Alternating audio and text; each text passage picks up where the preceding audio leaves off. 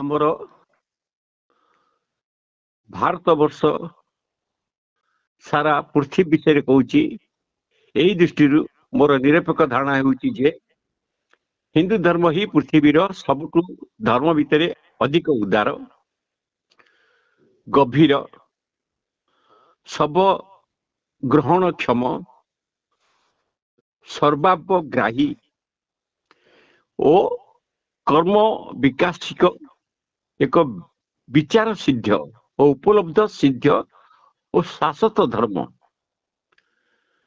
ହିନ୍ଦୁ ଧର୍ମକୁ ସନାତନ ବା ଶାଶ୍ୱତ ଧର୍ମ କହିବାର ମୂଳ କଥାଟି ହେଲା ଏହି ଧର୍ମ ଅନାଦି କାଳରୁ ଏହି ଧର୍ମ ଅନାଦି କାଳରୁ ଏକ ବହମାନ ନଦୀ ଭଳି ଅନନ୍ତ ଆଡକୁ ବହି ଚାଲିଛି। ତାକୁ କେହି କହିପାରିବନି କୁଆଡେ ଯାଇଛି। ଏ ଜୀବନ, ଏ ପୃଥିବୀ, ଏ ସଂସାର ଚକ୍ର, ଏସବୁ ସ୍ରଷ୍ଟା ଓ ତାଙ୍କର ଏହି ସୃଷ୍ଟିର ଉଦ୍ଦେଶ୍ୟ ସମ୍ବନ୍ଧରେ ଏହି ଧର୍ମ ସହସ୍ରାଧିକ ବର୍ଷ ଧରି ବହୁ ବ୍ୟାପକ ଓ ଗଭୀର ଅନ୍ୱେଷଣ କରି ଆସିଛି। ବିଭିନ୍ନ ସମୟରେ ବହୁ ବହୁ ଧର୍ମାଚାର୍ଯ୍ୟ, ବହୁ ସିଦ୍ଧ ନର ନାରୀ ଓ ଧାର୍ମିକ ପରମ୍ପରା ଉପରେ ଠିଆ ହୋଇ ସ୍ୱାଧୀନ ଭାବେ ମଣିଷର ଧାର୍ମିକ ଲକ୍ଷ୍ୟ, ଆଚରଣ, ସିଦ୍ଧାନ୍ତ ଉପରେ ସ୍ୱସମତ ବ୍ୟକ୍ତ କରି ଯାଇଛନ୍ତି। ତଥା ଆପଣ ଧରନ୍ତୁ ବୈଦିକ ଯୁଗ ବେଦ ଚାଲିଥିଲା, ବ୍ୟାସ ଥିଲେ, ବଶିଷ୍ଠ ଥିଲେ, ବିଶ୍ୱାମିତ୍ର ଥିଲେ, ଜାବାଳି ଥିଲେ, ମାନେ ମୁଁ ସାଧୁ କଥା କହୁଛି ଆଜ୍ଞା। ଆଜ୍ଞା ତେଣୁ ଯେଉଁମାନେ ଥିଲେ, ଯେମିତି ଯଥା ଇଏ ମାନେ ଥିଲେ, ତାଙ୍କ ସାଙ୍ଗରେ ଆଉ ବି ଥିଲେ କିଏ ଆପଣଙ୍କର ଦେଖନ୍ତୁ ଯାଜ୍ଞବଲ୍କ ଥିଲେ। ତେଣୁ ମଧ୍ୟଯୁଗରେ ରାମାନୁଜ ଥିଲେ, ନିର୍ମାକ ଥିଲେ, ବଲ୍ଲଭ ଥିଲେ, ମାଧି ଥିଲେ, ଶ୍ରୀ ଚୈତନ୍ୟ ଥିଲେ, ଗୁରୁ ନାନକ ଥିଲେ, କବୀର ଥିଲେ, ସନ୍ଥ କବି ତୁଳସୀଦାସ ଥିଲେ। ଏଇ ସବୁ ଯୋଉ ଶ୍ରେଷ୍ଠ ଧର୍ମକୃଷ୍ଣ ଥିଲେ। ତେଣୁ ଏବେ ଯୋଉ ଆଧୁନିକ ଯୁଗ ଆସିଲା, ସେ ରାମକୃଷ୍ଣ ଆସିଥିଲେ, ରାମକୃଷ୍ଣ ପରମହଂସ, ସ୍ୱାମୀ ବିବେକାନନ୍ଦ, ଶ୍ରୀ ଅରବିନ୍ଦ, ଶିବାନନ୍ଦ, ଦୟାନନ୍ଦ, ନିଗମାନନ୍ଦ, ମହାତ୍ମା ଗାନ୍ଧୀ ଏବଂ ପ୍ରମୁଖ ଧର୍ମଚାରୀ ମାନେ ଏଇ ସନାତନ ଧର୍ମର ଶାଶ୍ୱତ ଉଦାର ଉପଲବ୍ଧ ଗୁଡ଼ିକୁ ସ୍ୱ ଦୃଷ୍ଟିକୋଣରେ ଅଭିଜ୍ଞତାକୁ ପ୍ରକାଶ କରି ଯାଇଛନ୍ତି। ଏମାନେ ଅନେକ ଧର୍ମଶାସ୍ତ୍ର ଈଶ୍ୱର ଅନ୍ୱେଷଣରେ ବହୁ କଠିନ ସାଧ୍ୟ ସାଧନା କରିଛନ୍ତି ଓ କିଛି କିଛି ଉପଲବ୍ଧ ମଧ୍ୟ କରିଛନ୍ତି। କାହାରି ଉପଲବ୍ଧକୁ ଆମେ ଅବଶ୍ୟ ସତ୍ୟ ନୁହେଁ ବୋଲି କହିପାରିବା ନାହିଁ। କାହିଁକିନା ଆମେ ଏତେ ଜ୍ଞାନୀ ନୁହେଁ କି, ସାଧୁ ନୁହେଁ କି, ବୈଷ୍ଣବ ନୁହେଁ କି, ବ୍ରହ୍ମର୍ଷି ନୁହେଁ କି, ଦେବର୍ଷି ନୁହେଁ କି, ରାଜର୍ଷି ନୁହେଁ। ଆମେ ସାଧାରଣ ଗୋଟେ ମାନବ, ସାଧାରଣ ଲୋକ। କାହାର ଉପଲବ୍ଧକୁ ଆମେ ସତ୍ୟ ନୁହେଁ ବୋଲି କହିପାରିବା ଅନୁଚିତ। କିନ୍ତୁ ସେ ଯେବେ ବଡ ଉପଲବ୍ଧି ହେଲେ ମଧ୍ୟ ଆମ୍ଭେ ତାକୁ ଧର୍ମ ସିଦ୍ଧାନ୍ତର ଶେଷ କଥା ବୋଲି ମଧ୍ୟ ମାନି ନେଇ ପାରିବା ନାହିଁ। କାରଣ ଭଗବାନ ଥରେ ଘୁଷୁରୀ ରୂପରେ ପୃଥିବୀକି ଆସିଥିଲେ। ଘୁଷୁରୀ ପ୍ରେମୀ ଓ ଘୁଷୁରୀ ଭକ୍ତ ମାନଙ୍କୁ ସନ୍ତୁଷ୍ଟ କରିବା ପାଇଁ ସବୁବେଳେ ଘୁଷୁରୀ ରୂପରେ ପୃଥିବୀକି ଅବତରି ଆସିବେ। ଏମନ୍ତ ହୋଇ କଥା ସଂସାରରେ ନାହିଁ, ନିଶ୍ଚୟ ଆସିବେ। ଏ ପୃଥିବୀ ଓ ସଂସାର ଅନନ୍ତ ରହସ୍ୟମୟ ଓ ଜୀବନ ଲୀଳା ମଧ୍ୟ ଅନନ୍ତ ରହସ୍ୟମୟ। ସର୍ବୋପରି ଅନନ୍ତ ଅନାଦି ଈଶ୍ୱର ପରମ ରହସ୍ୟମୟ। ଏ ସୃଷ୍ଟି ମଧ୍ୟ ଏକାବେଳେ ସ୍ଥିର, ଅବିଚଳିତ ରହିଛି ଏବଂ ଆଗକୁ ଆଗକୁ ଗତି କରି ମଧ୍ୟ ଚାଲିଛି। ପ୍ରତି ମୁହୂର୍ତ୍ତରେ ଏଠାରେ ରହସ୍ୟମୟ ଅନନ୍ତ ରହସ୍ୟ ଉନ୍ମୋଚିତ ହୋଇ ଚାଲିଛି। ପରମେଶ୍ୱରଙ୍କ କାଳାତୀତ ହେଲେ ମଧ୍ୟ ନିଜକୁ କାଳ ଭିତରେ ପ୍ରକାଶ କରି କରି ଚାଲି ଯାଇଛନ୍ତି ବା ଚାଲୁଛନ୍ତି।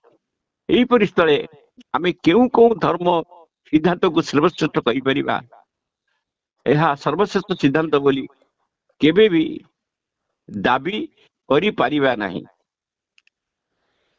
ନା ଆପଣ କଣ ଭାବୁଛନ୍ତି ଆଜ୍ଞା? ଆଜ୍ଞା ତେଣୁ କ୍ଷଣଜୀବୀ ମନୁଷ୍ୟ ଏକ ବିଷ ପରମାୟୁ, ତାହା ବି ମଣିଷ ଭୋଗି ପାରୁନାହିଁ। କିଏ 60, କିଏ 40, କିଏ 50, କିଏ 30, କିଏ 10, କିଏ 15, କିଏ 20 ଏହିପରି ଯାଉଛି। କିନ୍ତୁ ମଣିଷ ତାର ଏଇ ସୀମିତ ଜୀବନ କାଳ ଭିତରେ ଏଇ ପରମ ବୃହତ୍ତମ ରହସ୍ୟକୁ ସମ୍ପୂର୍ଣ୍ଣ ଭାବେ ବୁଝିବା ସହଜ ହେଉନାହିଁ। ତେଣୁ ଆମ ଅନ୍ୟ ପକ୍ଷରେ ମଣିଷ ଗୋଟିଏ ଇତର ପ୍ରାଣୀ ଭଳି ବଞ୍ଚି ଓ ମରିପାରିବ ନାହିଁ। କାରଣ ସଚେତନ ମଣିଷ କିମ୍ବା ଜଣେ ବୁଦ୍ଧିମାନ ହୃଦୟବାନ ମଣିଷ ଏଇ ସଂସାରରେ ଏକ ସାର୍ଥକ ଓ ମର୍ଯ୍ୟାଦାପୂର୍ଣ୍ଣ ଜୀବନ ବଞ୍ଚି ନ ପାରିଲେ ନିଜକୁ ବ୍ୟର୍ଥ ଓ ହତାଶ ମନେ କରେ। ନା ଆପଣଙ୍କ ମତାମତ କଣ? ଆଜ୍ଞା ସେଥିପାଇଁ ମଣିଷ ଜୀବନରେ ଧର୍ମ ଅନୁସରଣ ଓ ଧର୍ମାଚାରଣ ଓ ସବୁ କର୍ତ୍ତବ୍ୟ ମଧ୍ୟରେ ଶ୍ରେଷ୍ଠ କର୍ତ୍ତବ୍ୟ ବୋଲି ବୁଝିବାକୁ ହେବ। ଏବଂ ଏହି ଧର୍ମ ଅନୁସରଣ ଧର୍ମ ଆଚରଣରେ ପ୍ରତ୍ୟେକ ମଣିଷ ସ୍ୱାଧୀନ ଓ ତାର ଉପଲବ୍ଧ ମଧ୍ୟ ତାର ସ୍ୱତନ୍ତ୍ର। ଯଥା ଆପଣଙ୍କ ଉପଲବ୍ଧ ଆପଣ କଣ କରୁଛନ୍ତି ତା ସ୍ୱତନ୍ତ୍ର, ମୋ ଉପଲବ୍ଧ ମୁଁ କଣ କରୁଛି ମୋ ସ୍ୱତନ୍ତ୍ର। କିନ୍ତୁ ଯୋଉ ଧର୍ମ ସମ୍ପ୍ରଦାୟରେ ରହିଛି ସ୍ୱାଧୀନତା ସ୍ୱତନ୍ତ୍ରକୁ ଯେତେ ଆଶ୍ରୟ ଦିଆଯାଇଛି ଏବଂ ଏହି ଜୀବନରେ ବା ଏହି ବାଟରେ ଧର୍ମ ଯାଜକ ମାନଙ୍କର ଜୀବନ କର୍ମ ବିକାଶକୁ ଉତ୍ସାହିତ କରାଇଥାଏ। କିନ୍ତୁ ସେଇ ଧର୍ମକୁ ଆମେ ଶାଶ୍ୱତ ଓ ସନାତନ ଧର୍ମ ବୋଲି କହିବାର ବାହୁଲ୍ୟ କେବଳ ହିନ୍ଦୁ ଧର୍ମ ହିଁ, ବୁଝିପାରୁଛନ୍ତି ଆଜ୍ଞା? ଆଜ୍ଞା କହୁଛି କେବଳ ହିନ୍ଦୁ ଧର୍ମ ହିଁ ଏହି ଦୃଷ୍ଟିରୁ ସନାତନ ଧର୍ମର ଆଖ୍ୟା ପାଇଯାଇଛି ବା ପାଇପାରେ। ଜଣେ ଖାଣ୍ଟି ହିନ୍ଦୁ ନିଜକୁ କୌଣସି କ୍ଷୁଦ୍ର ମତବାଦ ଭିତରେ ଆବଦ୍ଧ ରଖେ ନାହିଁ। ସେ ସର୍ବବିଧ ଧାର୍ମିକ ମତବାଦ ଓ ଉପଲବ୍ଧି ଗୁଡ଼ିକ ସମ୍ମାନ କରେ। ଆବଶ୍ୟକ ମନେ ହେଲେ ନିଜ ଜୀବନର ସବୁ ପ୍ରକାର ଧର୍ମପଥ ଅନୁସରଣ କରି ସେ ପରମ ସତ୍ୟକୁ ଅନୁସରଣ କରିପାରେ। ଧର୍ମ ଆଚରଣରେ ଏହି ଉଦାରତା ଓ ଗତିଶୀଳତା ନ ରହିଲେ ଜଣେ ନିଜକୁ ଖାଣ୍ଟି ହିନ୍ଦୁ କହିବା ଉଚିତ ନୁହେଁ। ନା ଆପଣଙ୍କ ମତାମତ କଣ? ଆଜ୍ଞା କୁହନ୍ତୁ ଆଜ୍ଞା। କେବଳ ଅନ୍ୟ ଧର୍ମ ପ୍ରତି ଏକ ଉଦାସୀନ ସହିଷ୍ଣୁତା ନୁହେଁ, ଅନ୍ୟ ଧର୍ମ ପ୍ରତି ଗ୍ରହଣଶୀଳ ଓ ଜଣେ ସତ୍ ହିନ୍ଦୁର ଧାର୍ମିକ କର୍ତ୍ତବ୍ୟ।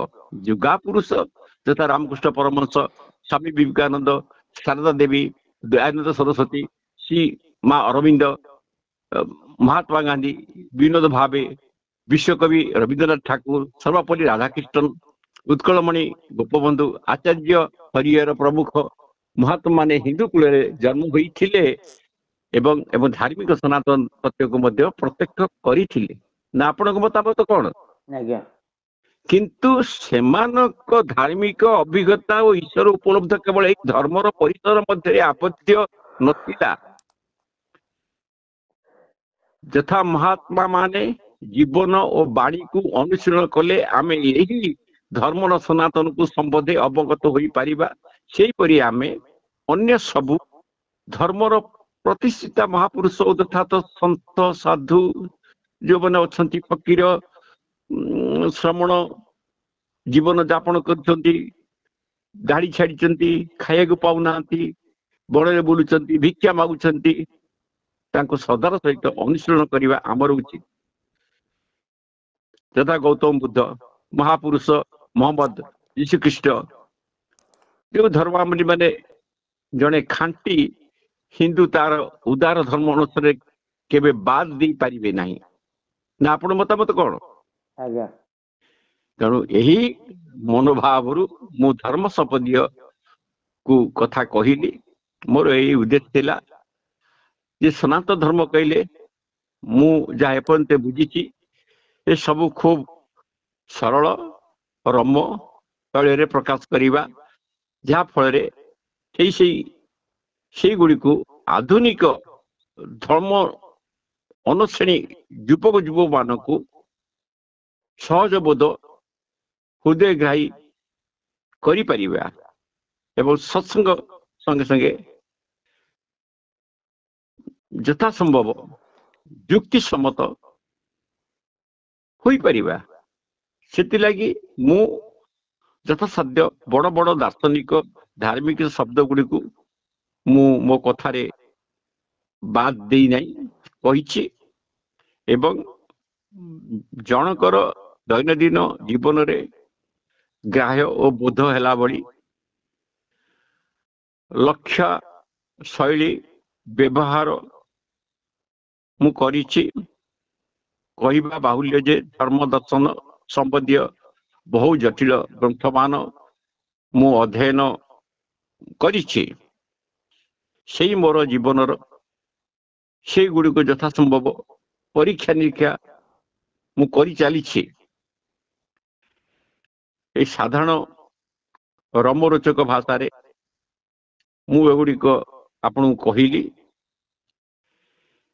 ସେ ଦୃଷ୍ଟିରୁ ମୋର ଧର୍ମ ସମ୍ବନ୍ଧୀୟ ଏହି କଳ୍ପନା ଜଳ୍ପନା କଥାକୁ ଆପଣ ସମାଲୋଚନା ନ କରି ଆକୁ ଆପଣଙ୍କର ଏପିସୋଡରେ ସ୍ଥାନ ଦେବେ ଆଉ ମଧ୍ୟ ବିଶେଷିତ ପ୍ରକାଶ କରିପାରନ୍ତି। କାରଣ ମୁଁ ଜଣେ ମାମୁଲି ଲୋକ, ଗରିବ, ଭଙ୍ଗା ଘରେ ରହୁଛି। ମୋର ଧର୍ମ ସମ୍ବନ୍ଧୀୟ ଜ୍ଞାନ ଯେତିକି ମା ମତେ ଦେଇଛି ମୁଁ ଆପଣଙ୍କୁ କହୁଛି। ଆଉ ଆମ ଓଡ଼ିଆ ଭାଷାରେ ଯେମିତି ବହୁତ ଧର୍ମଗତ ଅଛି, ଯାହାର ଆମର ପୁଅ ଝିଅ ନାତି ନାତୁଣୀ ମାନେ ଆମ ଧର୍ମର ଜଟିଳ ତତ୍ତ୍ୱକୁ ନେଇ ସହଜବୋଧ ରମ୍ୟ ଭାଷା ଶୈଳୀରେ ଏକ ସମ୍ପୂର୍ଣ୍ଣ ଧାର୍ମିକ ପୁସ୍ତକ କେବେ ଆମର ଲେଖା ହେଇନାହିଁ ଯେ ଛୋଟ ଛୁଆ ବୁଝିପାରିବେ। ନା ଆପଣଙ୍କ ମତାମତ କଣ? ଆଜ୍ଞା ଲେଖା ତେଣୁ ମୋର ଏହି ଯୋଉ କଥା କହିଲି, ମୋର ଓଡ଼ିଶାବାସୀଙ୍କର ଅନ୍ୟତମ ଅଭିଜାତ ଯୋଉମାନେ ଧର୍ମ ବନ୍ଧୁ ପ୍ରେମୀ ବା ଧର୍ମ ଅଧ୍ୟକ୍ଷ ଯୋଗ୍ୟ ପୁତ୍ର ସେମାନେ ପରିଶେଷରେ ମୁଁ ମୋର ଯୋଉମାନେ ଏକଥା ଶୁଣୁଥିବେ ତାଙ୍କୁ ବିନୀତ ଭାବରେ ଅନୁରୋଧ କରୁଛି ଯେ ସେମାନେ ନିଶ୍ଚୟ ସେମାନଙ୍କ ମନରେ କିଞ୍ଚିତ ଧାର୍ମିକ ଅଭିଷପ୍ତା ଜାଗ୍ରତ ହେବ ଏବଂ ତା ସହିତ ମୁଁ ଏକଥା ମଧ୍ୟ କହି ରଖୁଛି ଯେ ମୋର ଏହି ଧାର୍ମିକ ତଥ୍ୟ ସିଦ୍ଧାନ୍ତ ଗୁଡ଼ିକ କେବେ ବି ସର୍ବଶେଷ କଥା ବୋଲି ମୁଁ ନିଜେ କହିପାରିବି ନାହିଁ କିମ୍ବା ସେମାନେ ମଧ୍ୟ ଯେବେ ଶୁଣୁଛନ୍ତି ସେମାନେ ଆଶା କରନ୍ତୁ ନାହିଁ ଯେ ଶ୍ରେଷ୍ଠ କଥା। କିନ୍ତୁ ୟାଠୁ ବହୁତ ଧର୍ମ କଥା ସଂସାରରେ ଅଛି। ତେଣୁ ମୁଁ ଏତିକି କବି ଶେଷରେ, ହେ ପ୍ରଭୁ ଧର୍ମର ଜୟ ହେଉ, ଅଧର୍ମର କ୍ଷୟ ହେଉ, ସନାତନ ଧର୍ମର ସଦା ଜୟ ହେଉ, ଏ ବିଶ୍ୱରେ ସମସ୍ତେ ସୁଖ ଓ ଆଲୋକ ପ୍ରାପ୍ତ କରନ୍ତୁ। ବୋଲ ଆମଦେ ଏକ ବାର ହରି ହରି ବୋଲ, ହରି ହରି ବହୁତ ବୋଲ। ବଢିଆ ଆଜ୍ଞା ବହୁତ ବଢିଆ।